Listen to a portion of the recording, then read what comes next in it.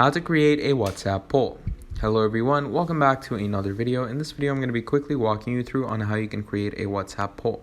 So basically, once your WhatsApp is fully in working process and all, what's going to happen is a WhatsApp poll is a lot like your Metaverse poll or your different Instagram poll. So all you're going to do is let's take example of Telegram. So you're just going to go ahead, there's going to be a clip on icon over here, and you're going to get this poll option.